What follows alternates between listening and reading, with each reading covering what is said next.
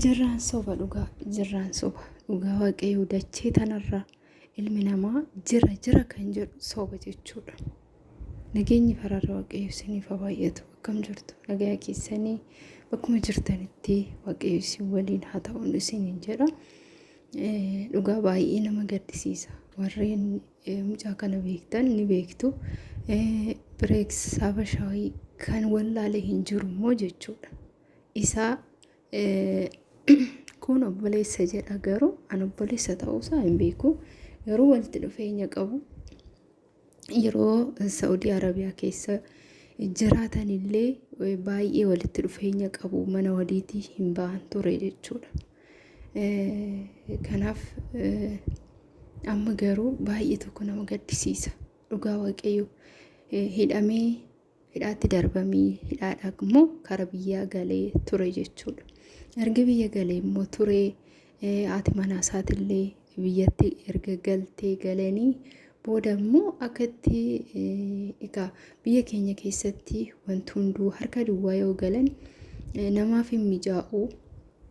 Kanaaf innis lammaffaa kara Saudi Arabiyaatti galaanarraan deebi'ee jechuudha. Galaanarraan deebi'ee erga deebi'ee achitti buna shaayii danfisuu kana fa'aa hojjetaa jechuudha. Hojii jalqabe garuu maal gootarre biyya ormaa keessatti illee namni keenya akkanatti garaa walitti jabaatee akkanatti wal miidha jechuudha. Teedii Raayyaa jedhama. Hundi keessanuu hin beektu jedhee yaada maaliif Bireeks Habashaawii biratti waan argitaniif jechuudha.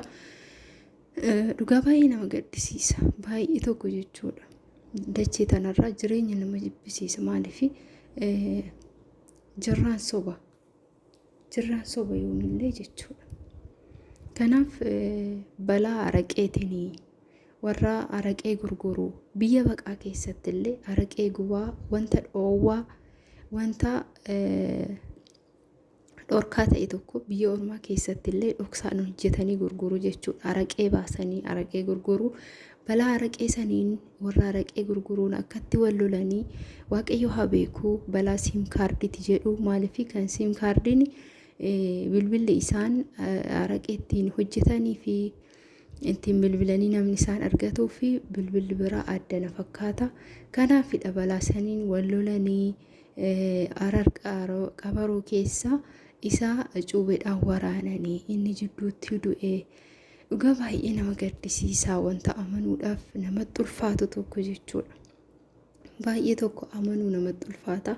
Waaqayyoo dhuma namaa haa bareechuu. Dhugaa waaqayyoo dhuma namaa haa bareechuu. Keessattuu biyya baqaa keessatti biyya ormaa keessatti waaqayyoo nama ajjeesee nama hin dhibin yoo ta'e illee biyya ofii irratti wayya fira ofii keessatti wayya jechuudha.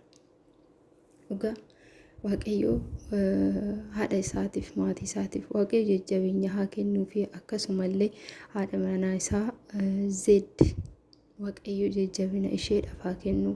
Namni boruuf waa baay'ee yaada waa baay'ee karoorfateeti kan biyyaa ba'u.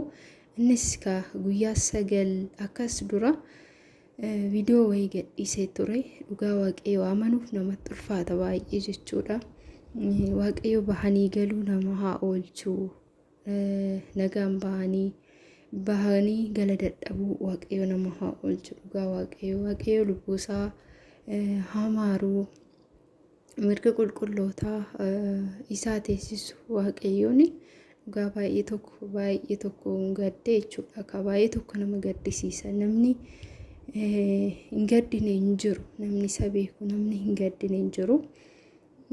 Keessattuu biyya ormaa keessatti haala suukaneessaadhaan tasa lubbuu namaa darbuu jechuun dhugaa baay'ee namatti dhagahama. Baay'ee nama gaddisiisa. Maaliif osoo jirra jennu dhabamna jechuudha. Dachee tanarratti jireenyi ilma namaa jireenya sobaati jechuudha. Jireenyuma sobaa tanaaf jecha uummanni akkanatti wal nyaachaa jira. Akkanatti ibiddaa wal gubaa jira. Dhugaa waaqayyo dhiifama nuuf haa godhu. Waaqayyo lubbuusaa haa maaru. Maatii isaatiif dhugaa keessattuu haadha isa deesseef waaqayyo obsa isheedhaaf haa kennu. Hunda keessanuu waaqayyo bahanii galuu dadhabuu waaqayyo nu haa oolchu. akkuma jirtanitti waaqayyo isin faana haa ta'u. Warreen biyya ormaa keessa jirtanillee waaqayyo biyya keenyallee nagaa nuuf haa godhu.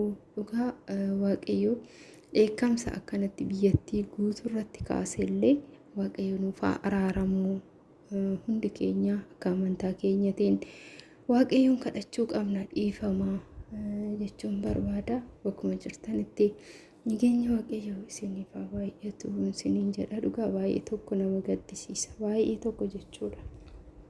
Biyya ormaa keessatti karoora wayii qabatanii bahanii akkanatti bahanii gala dadhabuun biyya ormaatti hafuun dhugaa baay'ee nama gaddisiisa. Homaa gochuun hin danda'amu. Namni garaa walitti jabaate gara jabina ilma namaa jechuudha. Kan dhugaa waaqayyo waa'ee arabismaa mucaa waaqayyo lubbuu isaa haa maaru, maatii isaaf jajjabina haa kennuufi. Dhugaa homaa gochuun hin danda'amu.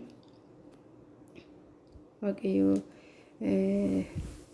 dhugaa haadha homaan dadhabne san ishiidha jechuudha. Yeroo hundaa makaranyaani dhugaa nama gaddisiisa.